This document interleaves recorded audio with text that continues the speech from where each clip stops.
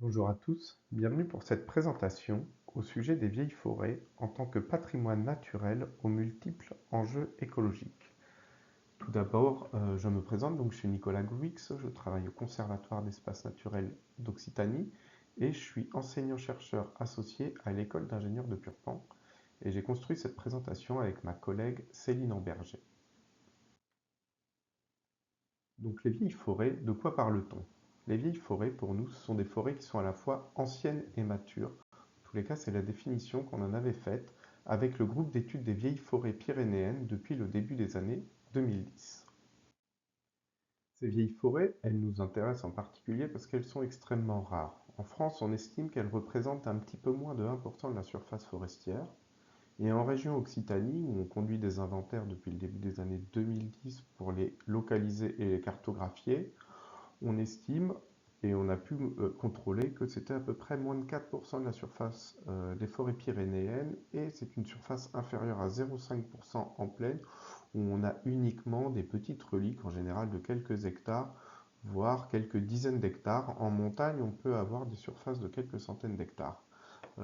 Et ce qui est aussi intéressant de noter, c'est qu'elles sont totalement absentes de certaines régions forestières où l'exploitation ou l'agriculture les ont complètement éliminées. Alors, on s'y intéresse parce qu'elles nous représentent énormément d'intérêts écologiques. Elles ont un rôle fondamental dans les cycles biogéochimiques, notamment la séquestration du carbone, on en parlera. Elles ont un rôle dans la régulation des conditions climatiques à l'échelle locale et globale, un rôle dans le maintien des services hydrologiques autour de la qualité de l'eau, des régulations des eaux de ruissellement, des limitations de l'érosion, et un rôle évident dans le maintien de la biodiversité forestière. Quand on parle de vieilles forêts, il faut en premier lieu se poser la question de leur histoire, et notamment c'est une histoire d'ancienneté. Ce sont en fait des forêts de reconquête issues de la dernière période glaciaire, à la suite de laquelle en fait on a eu un réchauffement climatique, et ce réchauffement climatique il a permis aux arbres de recoloniser toute l'Europe et aux forêts de s'installer jusqu'à un maximum en fait qui correspond au début de la phase d'installation de nos sociétés modernes, hein, notamment le début du néolithique, où on se met à défricher des forêts pour l'installation de l'agriculture et on se met à exploiter la ressource forestière de plus en plus pour le développement de nos activités. Alors ça a eu un impact très très fort en fait, avec une réduction drastique de la couverture forestière. On peut voir sur la photo de droite en fait la couverture forestière potentielle de l'Europe et la couverture forestière actuelle, sachant que aujourd'hui on n'est pas dans le minimum forestier. Le minimum forestier, c'est la période où la surface forestière était la plus faible sur notre territoire et qu'on positionne à peu près à la fin de la Révolution française. On a la chance d'avoir un état de référence avec la carte de l'état-major qui date à peu près de cette période-là et qui localise de manière précise l'ensemble des forêts qui étaient présentes sur le territoire. Alors quand on regarde, aujourd'hui on a un taux de boisement national en France qui est à peu près de 33%. En 1750, on estime qu'on était à peu près 13% de couverture forestière. Et ça veut dire qu'aujourd'hui on a seulement 30% des forêts françaises qui seraient anciennes. Et quand on regarde les statistiques de l'IGN, on a 80% des peuplements forestiers qui ont moins de 100 ans. Alors ça va en premier lieu impacter le sol. Notamment toutes les forêts qui ont subi une phase de défrichement avec un passé agricole, on va avoir complètement déstructuré les différents horizons du sol. Il faut bien se rendre compte qu'on a à peu près 2 tiers de toutes les espèces qui vivent dans le sol. Et ça va avoir un rôle très important, notamment sur l'altération des fonctionnalités. Là, on peut voir ma collègue Céline qui étudie justement les formes d'humus et les horizons du sol dans le cadre de son programme InSylbios pour relier la biodiversité du sol aux différents types de pratiques et à ces questions d'ancienneté. Alors on a des indicateurs, notamment d'un point de vue de la biodiversité, avec des espèces qui sont assez typiques de ces forêts anciennes, que ce soit des lichens, des champignons ou des espèces de plantes comme le muguet par exemple. Alors il faut faire très attention parce que quand on parle de vieilles forêts, c'est parfois un petit peu compliqué, on parle d'ancienneté. Les forêts anciennes ne sont pas synonymes de forêts non exploitées. Ici, on a l'exemple de la forêt de la Grésine, qui est une ancienne forêt royale, une forêt assez remarquable pour nous parce que considérée comme l'une des plus riches en coléoptères au niveau européen, après Białowieża et Fontainebleau. Et pour autant, quand on regarde un petit peu l'histoire de cette forêt, ben, on se rend compte qu'il y a eu énormément de prélèvements de bois. Elle était surexploitée à une époque où, étant donné que c'était le seul petit espace boisé, ben, tous les usages se concentraient à l'intérieur et toutes les populations allaient se servir en bois mort ou en bois de chauffage. Et c'est pour ça que, au-delà du critère de l'ancienneté, il est fondamental de se poser la question de la maturité. Alors là, c'est un petit schéma qui permet de montrer justement cet état de reconquête et d'installation de l'écosystème forestier. Et nous, quand on parle de maturité, c'est pour les forêts qui sont rentrées dans le cycle sylvigénétique, où on va se retrouver avec un espèce de mélange des phases, où on a à la fois des arbres qui se développent, qui sont en régénération dans des petites trouées, et où on va avoir des gros bois vivants, où il y a du bois mort qui va s'installer, et toutes ces phases se mélangent un petit peu, et c'est là qu'on rentre dans le cycle. Et ces vieilles forêts, qu'on peut appeler aussi forêts subnaturelles, hein, comme a pu le présenter Christophe un petit peu précédemment, et bien voilà, ça ressemble à ça en fait. C'est des forêts où on va avoir des très gros bois vivants, où on va avoir beaucoup de bois morts. Ça, c'était le groupe d'études des vieilles forêts pyrénéennes qui avait été en Roumanie pour aller dans une réserve forestière intégrale pour voir, on peut voir ce gros être avec cette grosse souche qui est là. Alors sur les composantes, on a vu, elles sont caractérisées par la présence de très gros bois vivants. Donc quand on parle de très gros bois vivants, ça va être des arbres qui font plus de 70 cm de diamètre. Et ces arbres, ils sont particulièrement intéressants parce qu'ils sont structurants euh, par rapport à l'organisation d'un écosystème forestier. Ils contribuent à de l'hétérogénéité. Et c'est des arbres qui sont particulièrement favorables au fait de porter des dendromicrohabitats. Les dendromicrohabitats, c'est l'ensemble de ces petites structures singulières qui permettent l'accueil de la biodiversité. Ça va être les petites cavités, ça va être les champignons, ça va être des branches mortes dans le houppier, ça va être un lierre. Ils font l'objet d'une typologie, hein. Là, vous en voyez le guide des poches des dendromicrohabitats. Et ils sont particulièrement intéressants, notamment pour nous, à étudier pour pouvoir estimer les capacités d'accueil d'un écosystème forestier envers la biodiversité. Quelques illustrations de ces dendromicrohabitats, avec notamment un balai de sorcière, particulièrement favorable par exemple pour l'installation de nids. On va pouvoir voir une petite cavité, une loge de pic, à bien différencier des concavités de nourrissage de pic, où là on voit tout en haut à droite le pic noir qui est venu taper pour se nourrir, mais il ne va pas installer un nid à l'intérieur. On peut voir cet arbre qui crée plein de fentes, qui va pouvoir être favorable aux chauves-souris, ou encore ce petit androthelme en bas à gauche, qui sont ces petites poches d'eau dans les creux d'arbres dans lesquelles on a des communautés biologiques tout à fait singulières, avec notamment des nématodes ou un petit coléoptère qui est strictement inféodé à ces milieux. Et en fait, on se rend compte que derrière ces tout petits habitats, on peut avoir des richesses extrêmement fortes. Il y a une étude européenne qui montre que dans les Fomes fondamentarius, il y a jusque 600 espèces d'arthropodes qui peuvent en dépendre. Durant mes travaux de thèse, j'ai étudié les cavités athéro de pieds, notamment pour un peu mieux comprendre l'habitat du petit taupin violacé qu'on peut voir sur la photo à droite. Et on a trouvé à peu près 380 espèces de coléoptères dans ces cavités athéro de pieds. Ces vieilles forêts, elles se caractérisent aussi par la présence de bois morts en décomposition et notamment de gros bois morts de diamètre supérieur à 40 cm qui soient debout et au sol.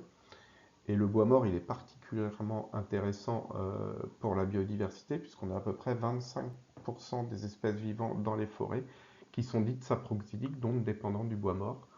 Euh, Là, il y a un petit graphique qui a été intéressant sur la biodiversité de la forêt de Fontainebleau, où on se rend compte qu'en fait, la grosse partie de la biodiversité des espèces connues dans cette forêt sont représentées par les coléoptères et les champignons. Et quand on prend le cas des coléoptères en particulier, sur un peu plus de 11 000 espèces en France, on a un peu plus de 2500 espèces de coléoptères saproxyliques, donc qui dépendent de ces bois morts. Donc c'est des éléments particulièrement intéressants pour la biodiversité. Là, vous avez par exemple un exemple de Cerucus chrysomelinus, qui est un petit coléoptère qu'on va trouver que dans quelques rares vieilles forêts et qui se développe dans les carrés rouges des gros bois morts au sol ou debout. Là, on peut voir une pièce de bois mort au sol en forêt de la Sainte-Baume. Et juste sur la photo, on se rend assez vite compte qu'il y a plusieurs espèces de champignons, dont l'Ericium cathédrale, qui est vraiment un champignon inféodé à nos vieilles forêts, mais aussi plein de mousses et toute la diversité d'espèces qui peut en dépendre. Et puis il y a des espèces qui n'en sont pas strictement dépendantes. Là, une petite salamandre tachetée dans les Pyrénées qui utilisait le bois mort en tant que cachette. Aujourd'hui, dans les vieilles forêts qu'on a étudiées dans les Pyrénées, on a des valeurs de quantité de bois mort qui dépassent les 100 mètres cubes de bois mort à l'hectare. Quand on compare ça aux statistiques dans les forêts françaises, on a à peu près 14 mètres cubes de bois mort qui ont un diamètre supérieur à 12,5 cm de diamètre. Donc on voit qu'on est sur des valeurs très très inférieures. Et quand on regarde les relations avec certaines espèces, ben, Christophe Bouget avait montré dans une étude justement que pour les Coleoptères saproxyliques, on avait besoin d'à peu près 50 mètres cubes de bois mort pour avoir un effet significatif. Et certaines espèces, comme le champignon Anthrodiella citrinella, qui n'apparaît que dans des forêts qui ont plus de 120 mètres cubes de bois mort. Donc on voit que dans nos forêts gérées, c'est globalement une forte lacune la présence de bois mort, en particulier des gros diamètres. Et pour autant, ils ont plein de rôles fonctionnels. C'est une source cruciale de nutriments, hein. On a jusqu'à 50% du stock de nutriments qui est lié à la matière organique morte. Elles améliorent les propriétés du sol, notamment le pH, les concentrations en carbone, en azote, la richesse en nutriments.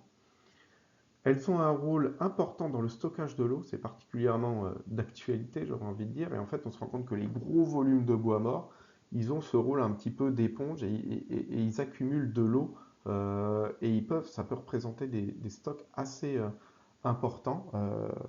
Il y a une étude qui montre qu'un mètre cube de bois mort au stade 5 peut stocker jusqu'à 800 litres d'eau. Euh, il constitue un stock de carbone également, qui peut durer sur le long terme, on le verra un petit peu plus tard, mais il y a une étude qui montre qu'il y a 16% du stock de carbone de la biomasse totale qui est contenu dans le bois mort au niveau de la réserve de Białowieża. Et puis c'est un substrat pour la régénération, pour certaines essences, notamment en montagne. Ça fait des points d'accroche d'avoir des bois morts dans des sols où on va avoir beaucoup d'érosion. Et puis ça maintient aussi une petite humidité au sol, ça fait un peu de matière organique qui va être favorable à de la régénération sur des sols où justement il peut y avoir des stress hydriques ou alors des faibles teneurs en matière organique. Ces vieilles forêts, avec ces gros bois vivants, avec tout ce bois mort, elles sont aussi caractérisées par une forte complexité structurale et texturale, à la fois à l'échelle très locale de parcelles, mais aussi à la fois à l'échelle d'un massif ou plus largement d'un petit paysage. Et ça fait des fines mosaïques spatiales qui sont assez loin des forêts un petit peu standardisées, notamment quand on fait de la futée régulière, où on va avoir des arbres qui ont tous le même âge. Donc là, on a vraiment des mélanges intimes avec les phases qui se mélangent un petit peu quand on est dans le cadre de nos vieilles forêts. C'est ça qui les caractérise.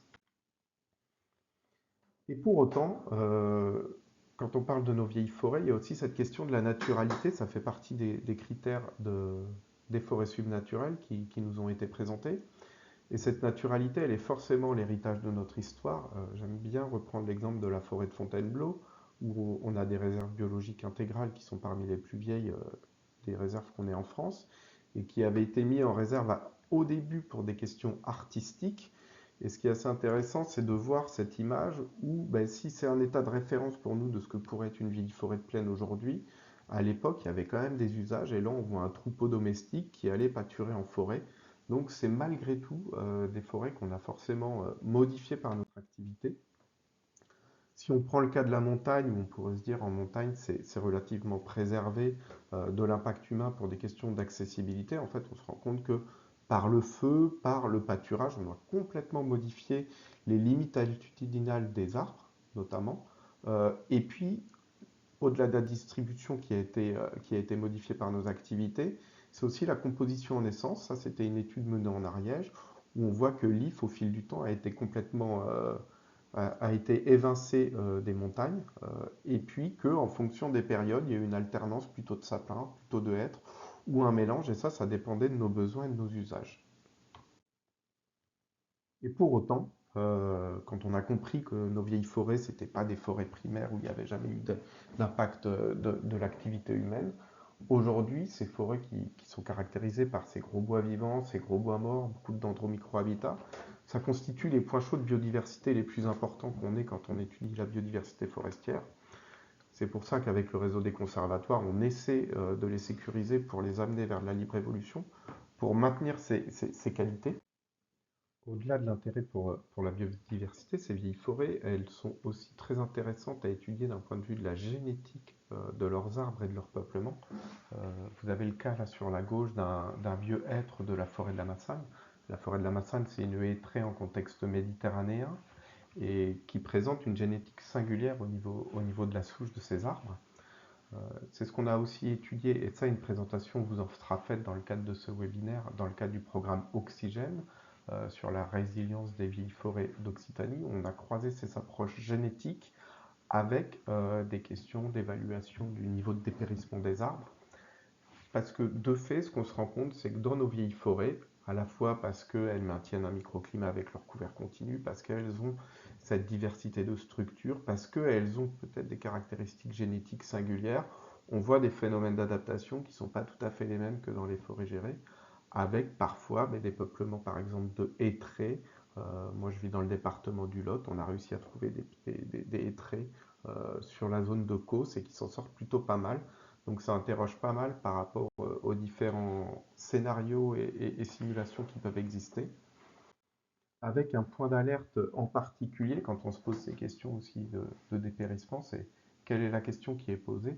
On a utilisé la méthode Archie justement pour bien faire la différenciation de ce que serait un arbre stressé, d'un arbre dans une phase de dépérissement, d'un arbre qui va vers un processus de mortalité, parce qu'on se rend compte que dans nos vieilles forêts, on a des arbres des fois qui ont beaucoup de bois mort dans le houppier, qui ont l'air d'avoir des défoliations, mais qui arrivent à se refaire et à repartir. Ça, c'est l'exemple qui est sur le site du CNPF qui propose cette méthode Archie de ce vieil arbre en contexte en anglais qui a fait une grosse descente de cime et qui finalement a réussi à reconstituer un houppier sur une petite centaine d'années. Du coup, pour nous, ces vieilles forêts, c'est vraiment des zones d'études privilégiées où on va pouvoir mener ces études scientifiques, notamment afin de produire des recommandations. C'est ce qui vous sera présenté par ma collègue Céline dans une autre présentation de ce webinaire. Et réussir à bien comprendre les différents processus qui se passent dans cette vieille forêt, bah, ça doit nous inciter à prendre un peu de recul sur les choix de sylvicoles qu'on peut faire dans nos forêts gérées. Et puis ces vieilles forêts, c'est des zones à forte teneur en carbone. Il y avait un rapport de l'Académie des sciences qui mettait en avant que la libre évolution, c'était un moyen particulièrement efficace pour stocker durablement du carbone, tout en rappelant qu'on avait aussi besoin des produits bois. Donc l'idée, c'est pas d'opposer la libre évolution à la gestion sylvicole, mais nos vieilles forêts en particulier, elles ont des caractéristiques particulièrement intéressantes sur ce point-là, et c'est pour ça que la Fédération des conservatoires avec les parcs naturels régionaux et l'accompagnement d'Arbres et Bois Conseil, on a monté une méthode label bas carbone qui, euh, qui vise à mettre en libre évolution des milieux forestiers matures, parce qu'avec leurs caractéristiques, notamment de gros bois vivants, ces gros bois vivants, c'est des stocks de carbone considérables, qui vont rester dans l'écosystème forestier pendant plusieurs décennies, voire plusieurs centaines d'années. Pendant longtemps, on nous disait oui, mais une fois qu'ils arrivent un peu à la phase de croissance, ils stockent plus de carbone. Il y a des études récentes qui montrent justement que ces gros bois, ils continuent de stocker du carbone, au-delà d'être finalement un stock. Et puis, une autre des caractéristiques de nos vieilles forêts, c'est leur présence de gros bois morts. Euh, à l'échelle mondiale, on estime que le bois mort il contient environ 8% du carbone de l'écosystème forestier. Il est souvent pas intégré dans les calculs de carbone de l'écosystème forestier, ce bois mort. Et pour autant, notamment les gros volumes de bois mort, quand on regarde la cinétique de décomposition de ces gros bois morts, ben, ils ont la capacité à conserver le carbone en forêt sur des grandes périodes. Euh, Là, on peut voir ce petit graphique sur les vitesses de décomposition du sapin. Donc un gros sapin, ça peut garder du carbone dans l'écosystème forestier sur plus de 60-80 ans. Donc ils sont particulièrement intéressants dans cette thématique du stockage de carbone. Merci de votre attention et je me tiens à votre disposition pour répondre aux différentes questions lors du webinaire.